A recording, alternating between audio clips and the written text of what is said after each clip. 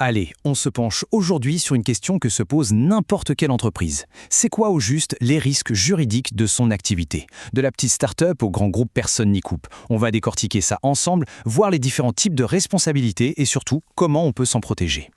On commence avec une question qui peut paraître étrange. Une entreprise, qui n'a après tout qu'une entité sur du papier, est-ce que ça peut vraiment commettre une infraction, comme une personne physique? Eh bien la réponse, et c'est là que ça devient intéressant, c'est un grand oui. Et ça, c'est une évolution majeure du droit. Alors, voilà le programme. On va d'abord poser les bases sur la notion de risque. Ensuite, on fera la grande distinction entre le pénal et le civil.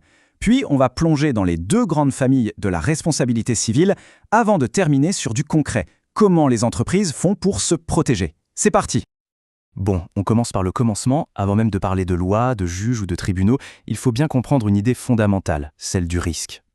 Pensez à une entreprise, n'importe laquelle.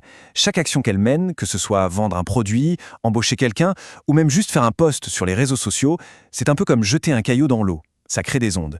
Et parfois, ces ondes peuvent causer un dommage à quelqu'un. C'est ça, le risque. Et c'est précisément là que la notion de responsabilité juridique entre en scène.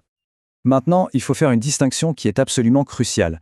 Quand on parle de la responsabilité d'une entreprise, il faut savoir qu'il y a deux mondes complètement différents. D'un côté, on a la responsabilité pénale.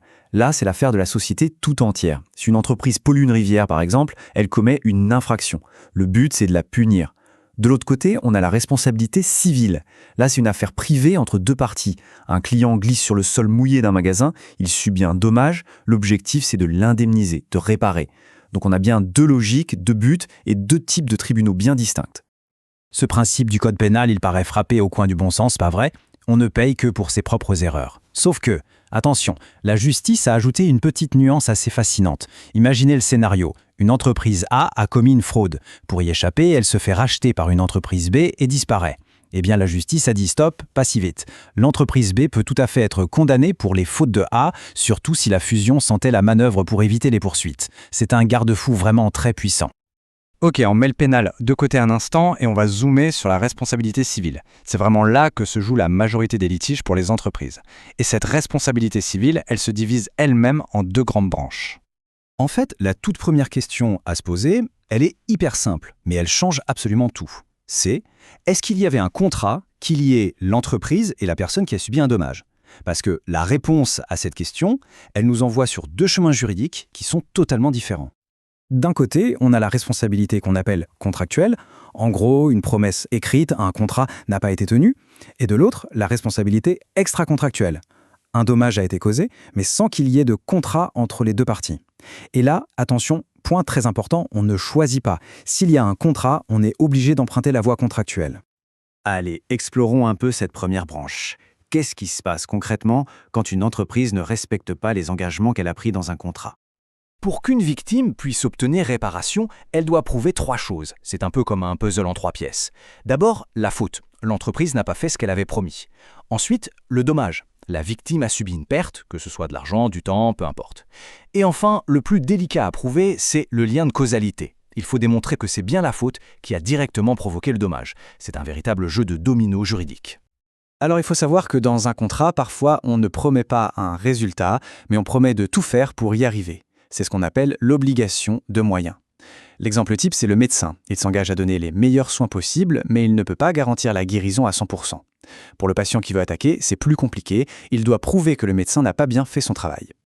Et puis, il y a l'exact contraire, l'obligation de résultat. Là, il n'y a pas à discuter, l'entreprise promet un résultat précis. Si un transporteur s'engage à livrer un colis mardi à 10h, il doit arriver mardi à 10h. S'il arrive à 11h, le résultat n'est pas là et la faute de l'entreprise est quasiment automatique. Pour la victime, c'est évidemment beaucoup plus simple à prouver. Bon, maintenant, on change complètement de décor et on passe à l'autre scénario, celui où le dommage se produit en dehors de toute relation contractuelle. Et là, le champ d'application est immense. Ici, on touche au cœur du réacteur de la responsabilité civile, le fameux article 1240 du Code civil. L'idée est d'une simplicité presque enfantine en fait. Tu casses, tu payes. Si une de vos actions, même sans le vouloir, cause un préjudice à quelqu'un d'autre, eh bien vous devez le réparer. C'est vraiment un des principes fondamentaux de notre vie en société. Et pour une entreprise, les sources potentielles de problèmes sont nombreuses. Elle est responsable de ses propres erreurs, bien sûr, comme une négligence, mais ce n'est pas tout. Elle est aussi responsable des fautes commises par ses salariés, d'un accident causé par une machine qui lui appartient, ou encore d'un produit défectueux qu'elle a mis sur le marché. L'entreprise est vraiment vue comme le centre de tout ce réseau de risques. Mais attention, l'entreprise n'est pas non plus condamnée d'office. Elle a des moyens de se défendre. Par exemple, si le dommage est dû à un événement totalement imprévisible et inévitable, comme une catastrophe naturelle exceptionnelle, ce qu'on appelle la force majeure, alors elle peut être exonérée. Pareil si c'est la victime elle-même qui a commis une faute, sa part de responsabilité peut être prise en compte. D'accord. Et alors, face à cette montagne de risques, comment les entreprises font-elles pour se protéger, au moins financièrement? La solution la plus répandue, de très loin, c'est l'assurance. Le principe, c'est exactement le même que pour une assurance auto.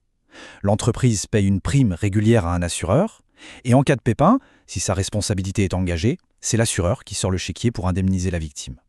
On ne supprime pas le risque, mais on en transfère le coût. Et il n'y a pas une seule assurance, ce serait trop simple, et il y a tout un panel. La plus connue, c'est la RC Pro pour les erreurs professionnelles, comme un mauvais conseil donné par un consultant. Il y a aussi la RC d'exploitation, qui couvre les accidents de la vie de tous les jours, comme le client qui glisse dans le magasin. Et puis certains secteurs, comme le bâtiment, ont même leurs propres assurances obligatoires très spécifiques. Retenez bien ce chiffre, 10 ans. C'est la durée pendant laquelle un constructeur reste responsable des gros défauts sur un bâtiment. Ça veut dire qu'une fissure qui apparaît dans un mur 9 ans après la fin du chantier, eh bien c'est encore de sa responsabilité. Ça montre bien que la responsabilité, c'est une sorte d'épée de Damoclès qui peut rester très très longtemps au-dessus de la tête d'une entreprise.